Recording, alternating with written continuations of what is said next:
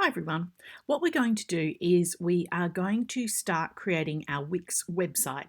Now this is a particular way of creating a website. It's very easy to use and it gives you lots and lots of features. So the first thing you'll need to do is make sure you're on Wix.com, and when you have a look around you'll see that you can either go get started if you haven't yet created an account, or I'm going to go sign in. I already have an account. Now when I go, I've already set mine up and saved it. You can continue with Google. We suggest that you do that rather than using your Notre Dame one, because this will be something that you want to use beyond university. So I'm going to go log in, and you'll see that I have a number of sites that I have created. I don't need to create new accounts for each site. I create one account, and that way I have all of my sites under that account. And as you can see, I have quite a few. What we're going to do for your site that you're going to create is you're going to go create new site. When we go to create new site, what we want to be able to do is we want to not use an online store, and not use a business. We don't want to create a business site. We can use a portfolio, we can use a CV, you can use whichever one that you want. All right, so I'm going to go just a portfolio and CV one because it's going to allow me to choose lots of templates. So I can create using this one, but it asks you 5 million questions and it takes too long. So we're going to go choose a template. It makes an easy template for us to pick from.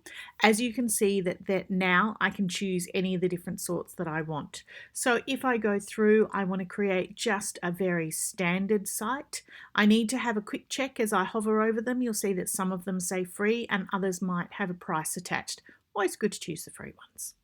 So what I'm going to do is I'm going to choose a very simple one, and I'm going to choose this one.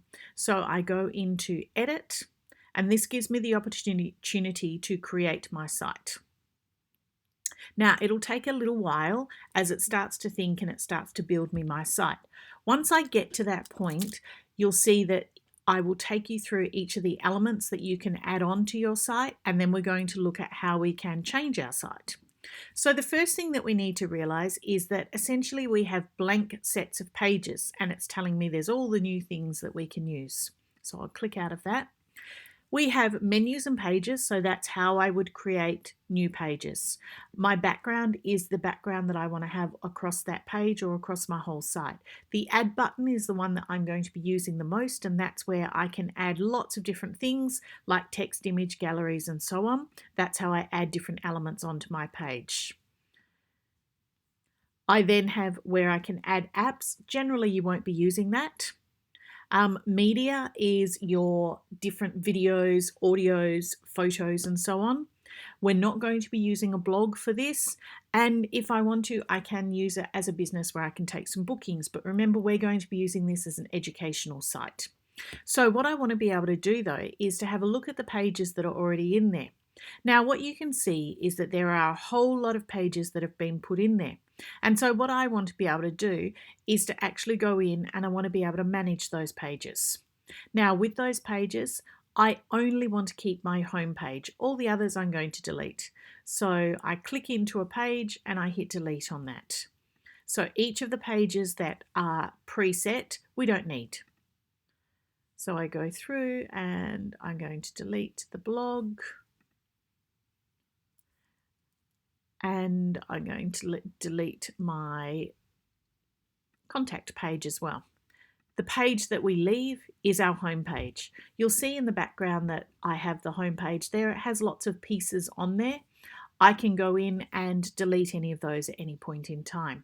So now we need to go in and we need to add in our new pages. So when you have a look on our website, what you'll be able to see is that when we go into week 1, it has in there, when we go down a little bit further, it puts in there the things that we like to set up on your page. So when we go through, you need to have a home page. We've kept that page. We then need to have a lesson 1, a lesson 2, a lesson 3 page, a teacher page, an evaluation page, and an ICT tools page.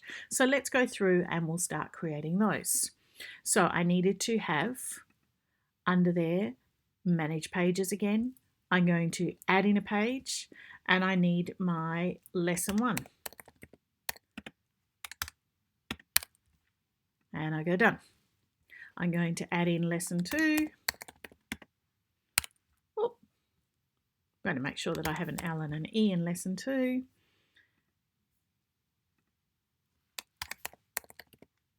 Lesson 3,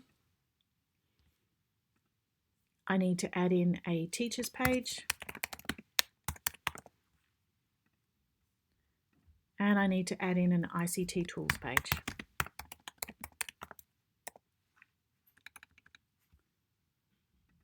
Now let's go back and have a quick check. So I've added in home, lesson 1, lesson 2, lesson 3, a teacher page. I haven't yet added in my evaluation page. So I'll go back, and when I go in, what I can see is that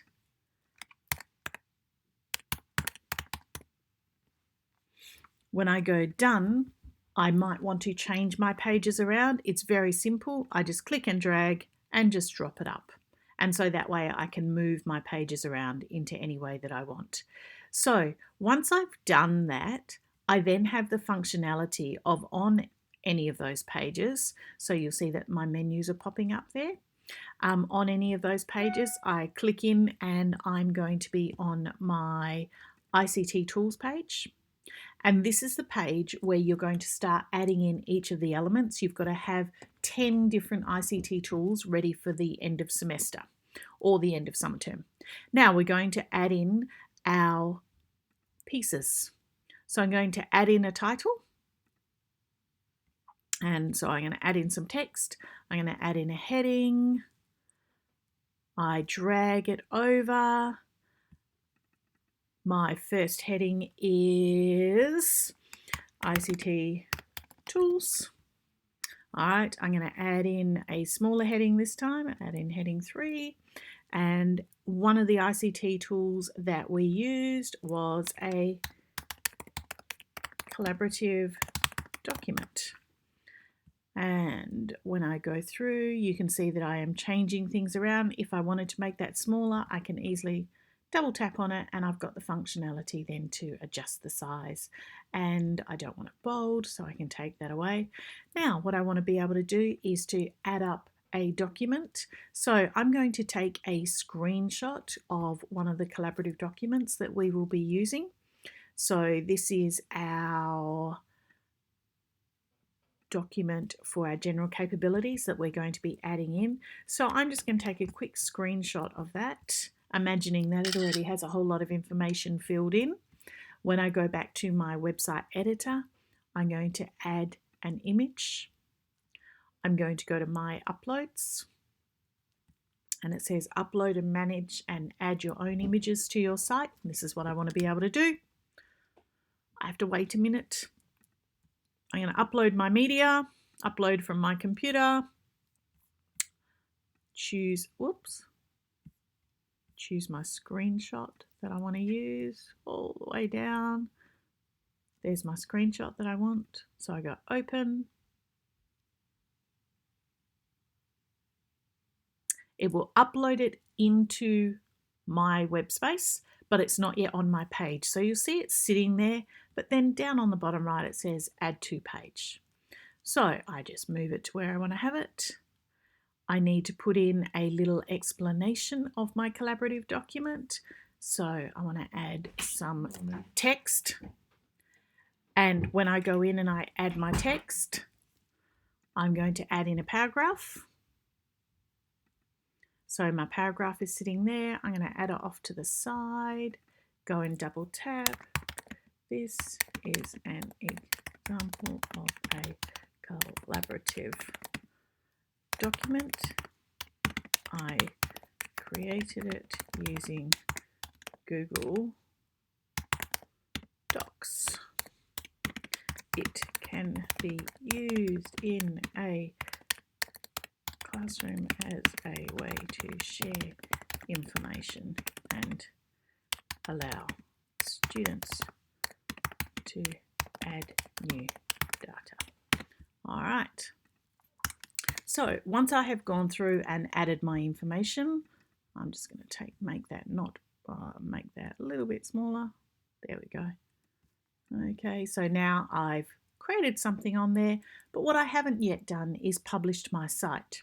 So when I go in and I hit publish, it's going to ask me a number of questions.